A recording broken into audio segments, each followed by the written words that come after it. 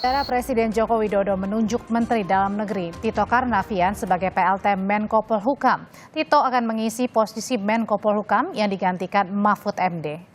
Penunjukan Tito Karnavian ini tertuang dalam keputusan Presiden nomor 20/P tahun 2024 yang diteken Jokowi pada hari ini.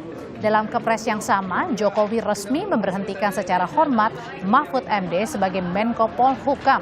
Tito Karnavian akan menjabat sebagai PLT hingga Jokowi menunjuk Menko Polhukam definitif pengganti Mahfud.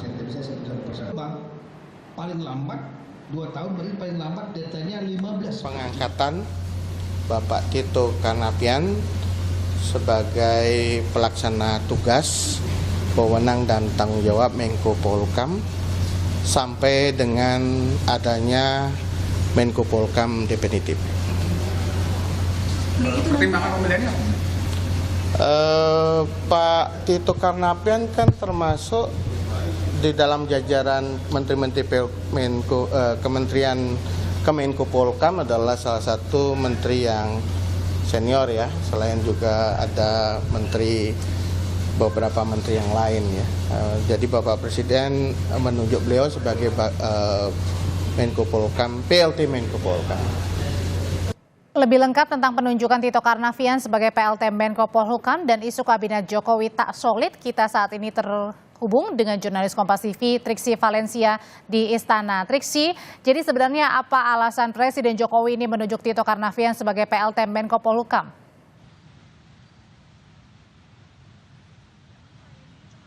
Ya Audrey, kalau mengutip tadi apa yang disampaikan oleh Ari Dwi Payana selaku staf khusus Presiden, memang ditegaskan adalah selain Tito Karnavian ini adalah senior, kemudian juga sudah memenuhi kualifikasi yang juga sudah dipertimbangkan maupun juga diperhitungkan oleh Presiden Joko Widodo. Kalau misalnya tadi kami mengutip, tadi ada beberapa hal yang dijabarkan seperti misalnya dari posisinya Tito Karnavian yang juga sudah menduduki posisi Menteri Strategis yakni Menteri Dalam Negeri, kemudian juga dari kinerjanya yang sudah mulai terlihat dan berjalan baik, seperti misalnya dari kinerja politik maupun juga di keamanan dan kerjasama melalui institusi maupun juga yang ada di dalam dan di luar pemerintah ini berjalan dengan baik. Sehingga itu kemudian yang menjadi pertimbangan, menjadi perhitungan dari Presiden Joko Widodo menetapkan dan juga mengangkat Tito Karnavian yakni Menteri Dalam Negeri sebagai PLT Mahfud MD, PLT Menko Polhukam menggantikan Mahfud MD maksud kami, sampai nantinya ada Menko Polhukam definitif ataupun juga Menko Polhukam yang ditetapkan oleh Presiden Joko Widodo. Nah itu yang kemudian sudah diperhitungkan secara matang, karena tadi ada beberapa hal yang kemudian kami soroti, Audrey dan juga saudara, seperti misalnya ketika Tito Karnavian ini menjabat sebagai Menteri Dalam Negeri yang kita tahu jabatannya ini sedang membawahi berbagai macam kepala daerah yang yakni adalah penjabat. Dan kita tahu ketika memang mengikut ada tugas baru sebagai Menko Polhukam yang saat ini juga berfokus kepada berlangsungnya pemilu, baik dari keamanan maupun juga dari hal-hal strategis. Nah ini kemudian disoroti apakah akan nanti ada bentrok, apakah nanti akan ada conflict of interest dan juga kesulitan ketika Tito Karnavian sebagai Menteri Dalam Negeri yang membawahi penjabat ini mendapatkan tugas dari Menko Polhukam.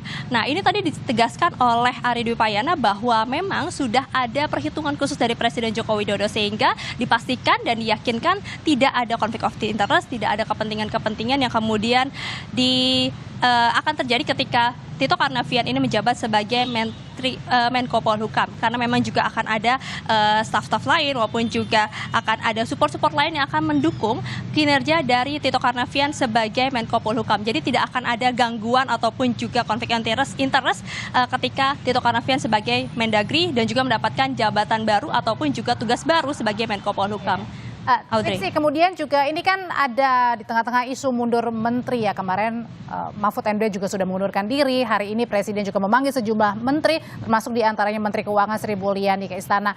Sebenarnya apa agenda pemanggilan Sri Mulyani ke Istana hari ini, Triksi?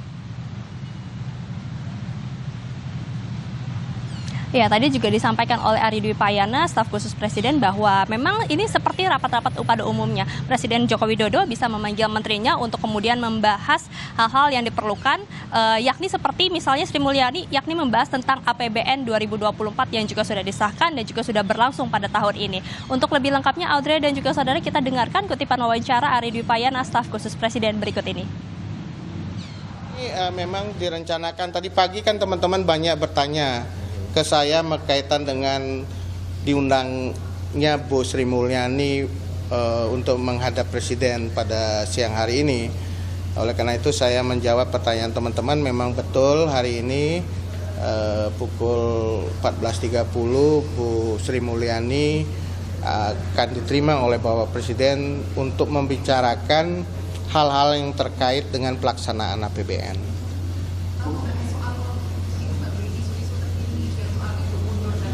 Oh enggak, kita bicara soal APBN. Isu mundurnya Sri Mulyani yang santer terdengar baik di kalangan istana maupun juga di luar kalangan istana. Ini juga tadi sudah dijawab oleh Ari Dwi Payana bahwa tidak ada pembahasan terkait hal tersebut. Termasuk juga tadi oleh Menteri Investasi yakni Bahlil yang mengatakan bahwa itu hanya isu belaka. Kemudian juga baik di kondisi di dalam kabinet Menteri Joko Widodo ini masih berjalan dengan baik, masih bekerja secara profesional, tidak ada kerenggangan. Tadi kami juga mengkonfirmasi kepada salah satu menteri non-partai yang juga masuk dalam kabinet Indonesia Maju yang mengatakan bahwa tidak ada ketidaknyamanan maupun juga isu-isu goyang ataupun juga kerenggangan di dalam menteri ataupun juga di dalam kabinet Joko Widodo. Jadi sampai saat ini semuanya berjalan sesuai dengan tugasnya masing-masing, mengerjakan pekerjaan yang memang sudah menjadi tupoksinya masing-masing sebagai menteri. Rizky Valencia melaporkan dari Istana Kepresidenan Jakarta. Pak Tito Karnavian resmi ya menjadi PLT Menko Polhukam pengganti Profesor Mahfud MD. Nah, syukurlah secepatnya kemudian ada penggantinya menduduki posisi sebagai minimal PLT dulu Menko Polhukam ya. Yang penting posisi itu jangan sampai kosong lama-lama gitu ya. Kemudian ada orang yang berpendapat semua dong mestinya para kontestan ini yang punya jabatan publik itu mundur, termasuk Gibran mundur dong, kemudian Prabowo Subianto mundur dong.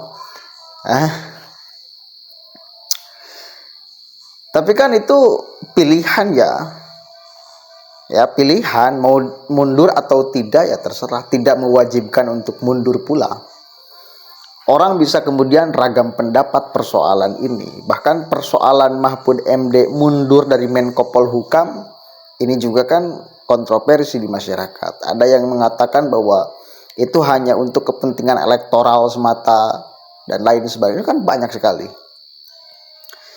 Suatu yang wajib baru itu harus dilakukan. Tapi yang boleh itu ya namanya boleh, mundur atau boleh tidak. Ya namanya boleh, tinggal pilih aja.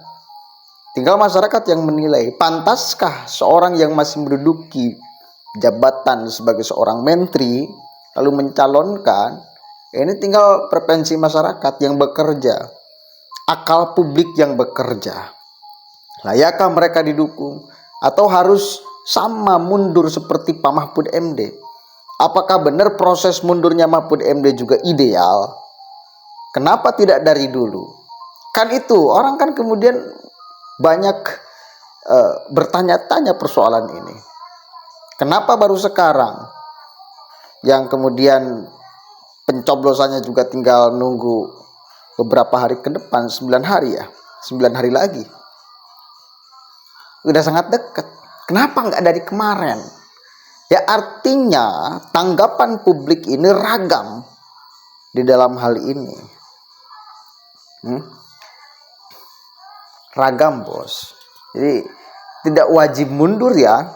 Itu aturannya seperti itu. Ya mau bagaimanapun ya kita harus tunduk taat terhadap aturan. Kalau aturannya mewajibkan untuk mundur baru harus mundur. Tapi kalau aturannya boleh mundur atau boleh tidak mundur, ya itu terserah pilihan. Mau mundur silahkan. Mau tidak mundur juga silahkan.